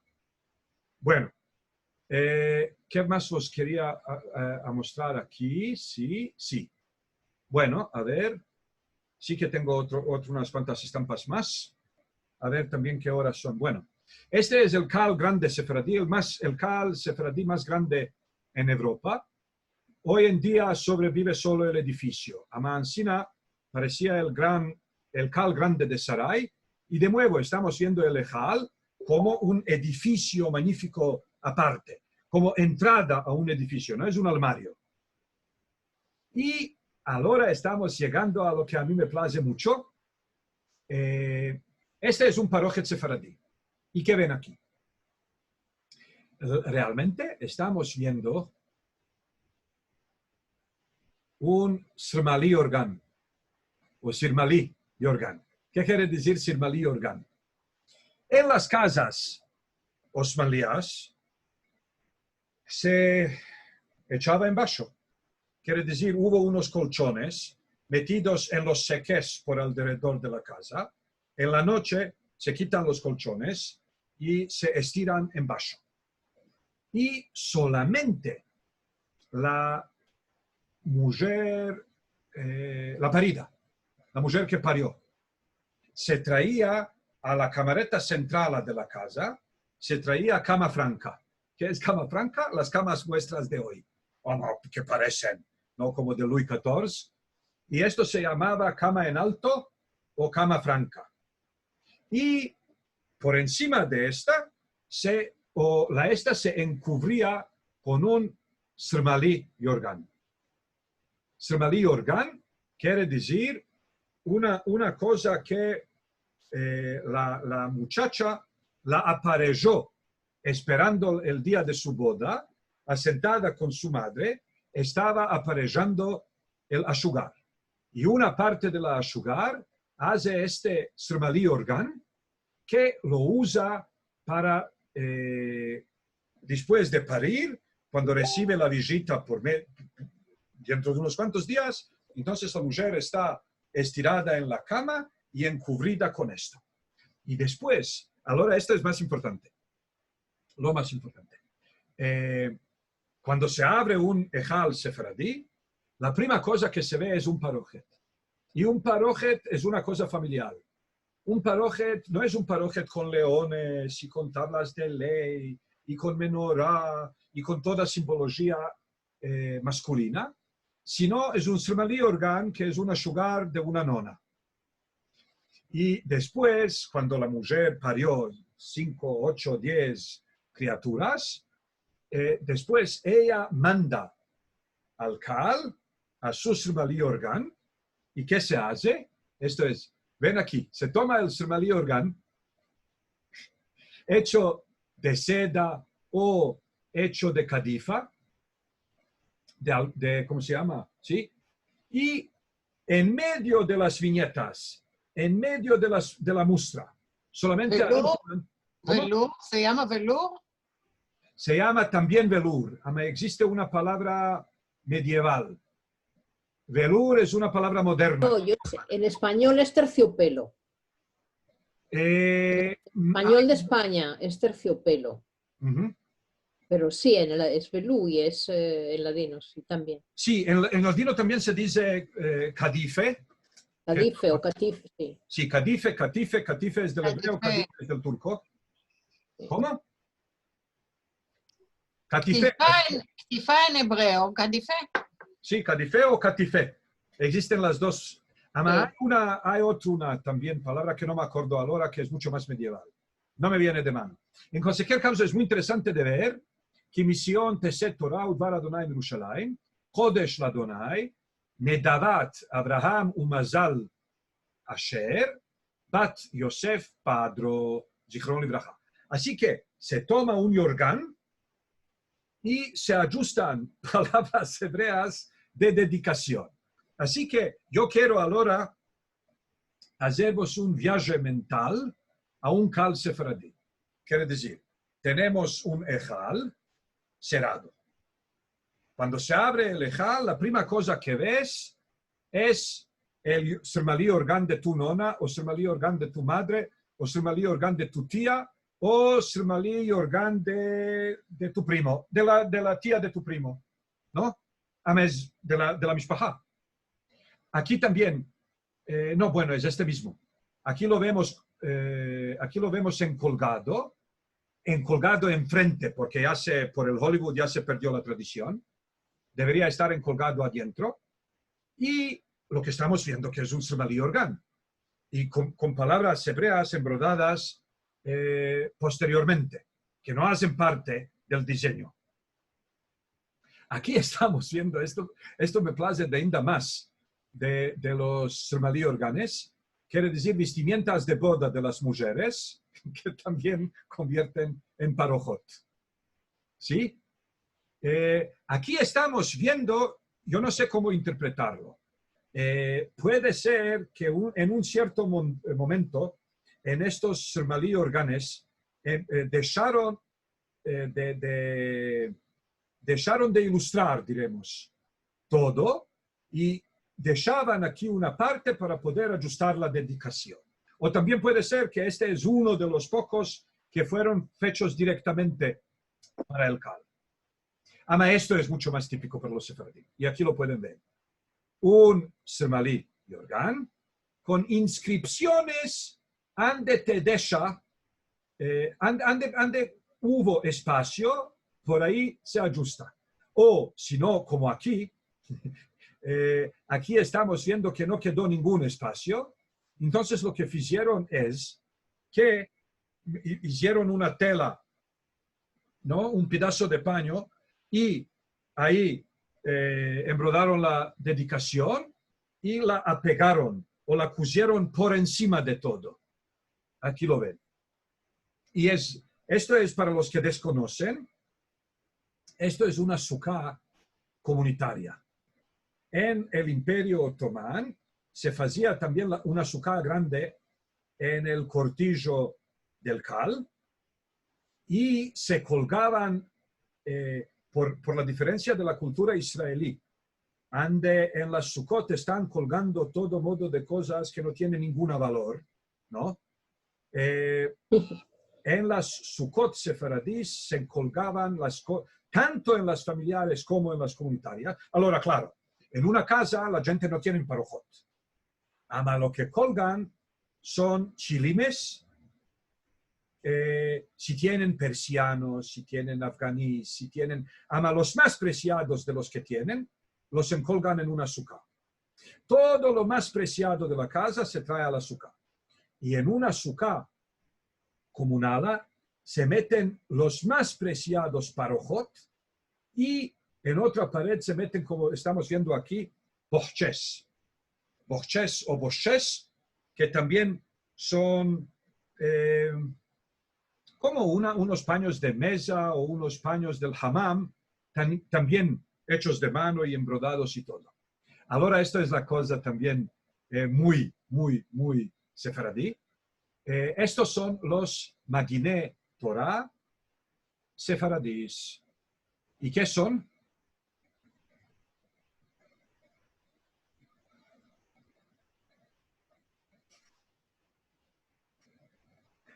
¿Qué son?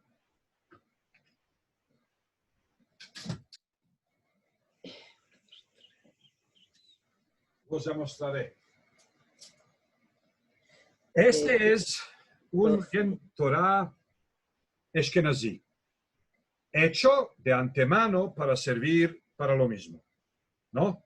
Por esto tenemos dos columnas y tenemos por encima de las columnas tenemos a dos leones y en el medio tenemos las tablas de la ley y por encima una corona. Y esto es Ashkenazí, que lo hacían de antemano para este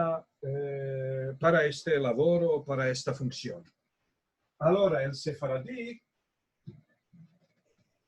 tiene doje, ¿no? No, el sefaradí es realmente un espejo osmanlí. Este es un espejo osmanlí. ¿Lo ven? Mm. Y esta es la espalda del espejo osmanlí. ¿Por qué la espalda viene tan bien fecha? Hablamos ya una vez de esto. Porque los sefaradí, junto con el resto de los osmanlíes, creían que un espejo es una entrada al mundo paralelo. Y por esto el espejo era una cosa muy peligrosa. Por esto el espejo se usa para mirarte a Dios y después se colga con el espejo a la pared, apegado a la pared y con la espalda bien fecha. Y esto es un espejo sefaradí. Y claro, todas las mujeres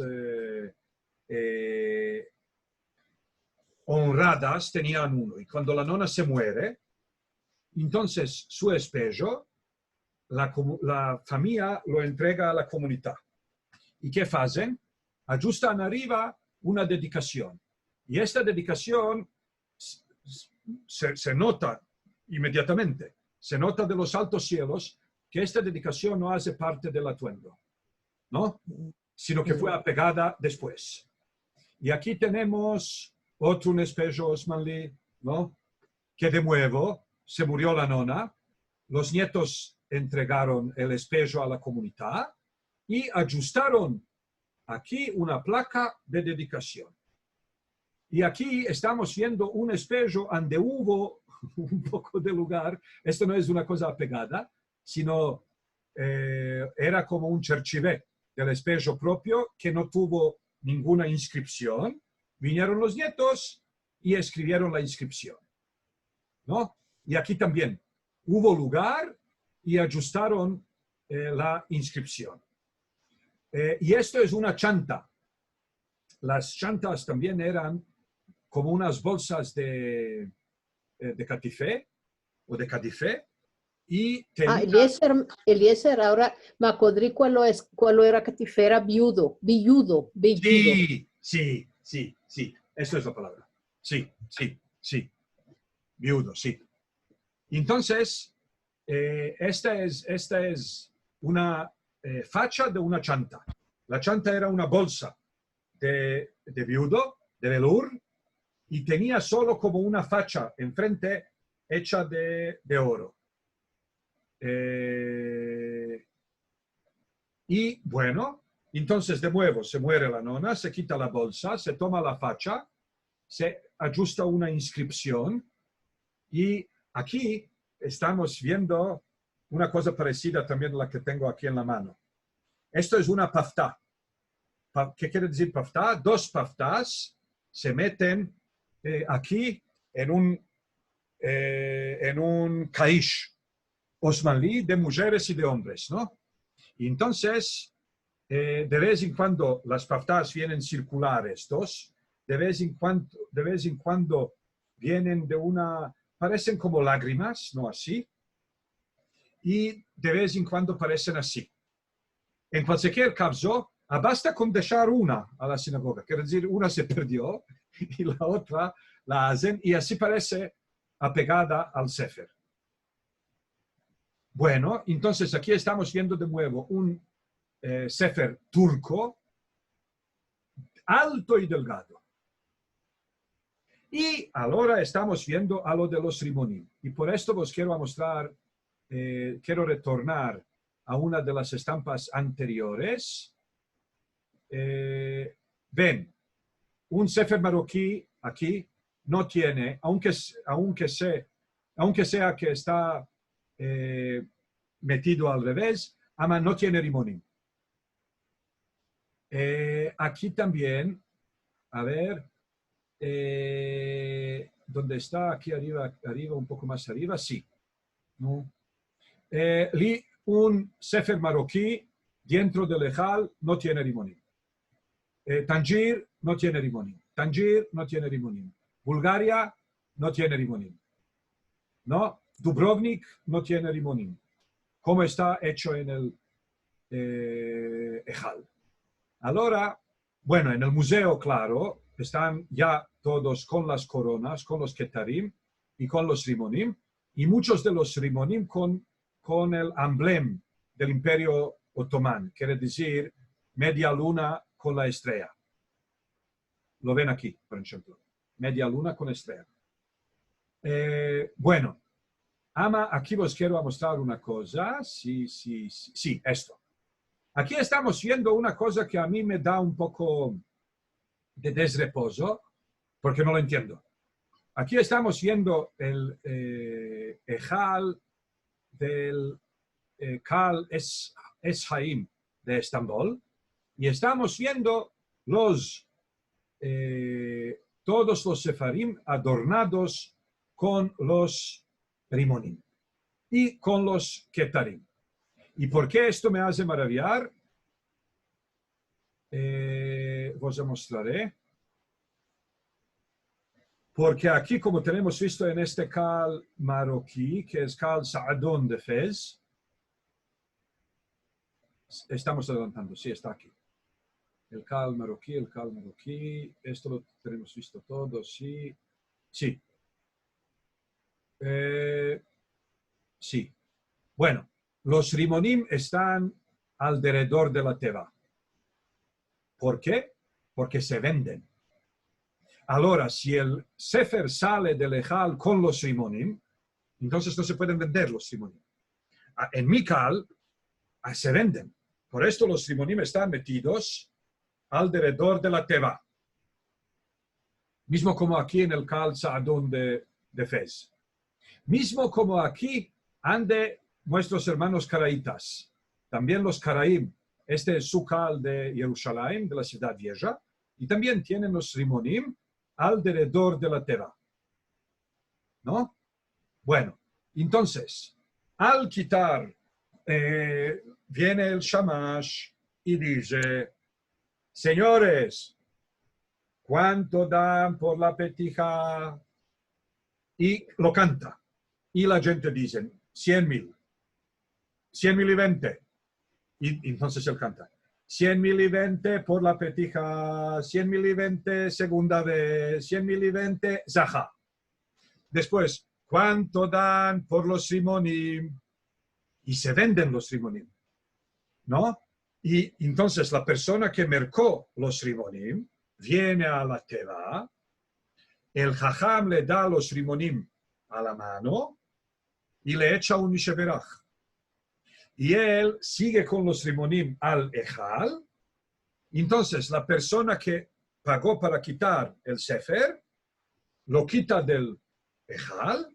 La persona que pagó para los rimonim, los mete por encima del sefer. Entonces, o es que aquí en este cal de Estambul, quisieron adornar y demostrar todo lo que tienen cuando vino un investigador, entonces metieron todo adentro. O que es un cal chico donde la gente más no... Quiere decir, cada semana viene el mismo minyan, entonces no hay a quien más a vender y no se venden las mitzvot. Ama, tenemos visto que en la grande parte, o según lo que tengo visto yo, tradicionalmente en la más grande parte, en los cales sefaradís, las tevot tienen unos spitzes encima para que se puedan meter los rimonim alrededor de la teva. Entonces, ¿qué ambicimos? Ambicimos, la vez que viene vamos a seguir con este mismo texto de la Perashá de Pekudé. Para entender la Perashá había que entender estas cosas, porque ahí después él habla de qué se puede convertir en menos, todo se puede convertir en más santo y nada no se puede convertir en menos santo. Entonces él tiene, el Jajam Mejaber, tiene que hacer una ranglista de qué cosas de un cal son más santos. Entonces, se puede vender un algo para mercar un algo otro. Se puede convertir esto en esto. Pero no se puede convertir esto en esto. Para entender todo esto, todo el assortiment, toda la ranglista, tuvimos que pasar por la terminología sefaradí. Entonces, para resumir, voy a decir lo siguiente. Antes que todo, empecemos que la diferencia entre los sefaradís y los ashkenazís no es solamente terminológica, sino es un concepto totalmente diferente. Los sefaradim lo llaman ejal, por esto lo diseñan como entrada a un edificio aparte. Esto es siempre una nisha que viene separada con unas puertas. Siendo que este es el ejal, entonces el paroje debe estar adentro. Los ashkenazís lo llaman arón, por esto es un pedazo de mueble que se puede mover. Por esto hay un parojet enfrente. Todo esto son conceptos diferentes y no solamente términos diferentes. Ahora, los sefarim de los judíos orientales preservan la manera de guardia o de custodia donde no hubo puertas, sino hubo una nicha con un piedestal. Y por esto había que traer el libro adentro y quitarlo antes y después del servicio. Por esto los libros tienen cada libro tiene su armario. Ahora, la tradición europea, los sefaradín guardaron lo de la nisha. En lugar de tener un tic, desarrollaron una manera de guardar el sefer verticalmente en el ejal y no horizontalmente. Y esto es para prevenir contacto del pergamino del sefer con las paredes de la nisha. Esto después lo tomaron los ashkenazíes también. Quedó, aunque sea que los dos sefarim ahora parecen mucho más parecidos uno al otro que comparado con los sefarim orientales, porque los orientales son verticales y tienen un tic hecho de madera, y los sefaradim y los ashkenazíes son horizontales. Cuando se meldan, se meten de una manera horizontal y tienen una vestimenta de tela. Junto con esto hay diferencia. La diferencia es que los sefaradim no tienen estos discos grandes en los asejaim. Por esto los kerashim no son elípticos, sino son circulares. Muchas veces hay adornamientos en los bastones y la vestimenta o el vestimiento viene de afuera, encubriendo todo. Y por esto los sefarim sefaradís parecen altos y delgados. Bueno, y los ashkenazíes son elípticos y parecen más gordos. Y afuera de esto, los sefaradim son los únicos que tienen la yeria, quiere decir la tela debajo del pergamino. Los ashkenazíes también tienen la fascia. Los sefaradim tienen la mapa, la yeria y la fascia, y los ashkenazíes tienen solo el meil y la fascia. Bueno, esto es, la vez que viene vamos a hablar de todas estas cosas, como las ve el Jajam Mehaber, Rabbi Isaac Magreso. Bueno, sanos y vivos, stop share, sí. Sanos y vivos, y al hablarnos la vez viniente. Gracias. Gracias. Salud y vida, muchas gracias. De nada, de nada.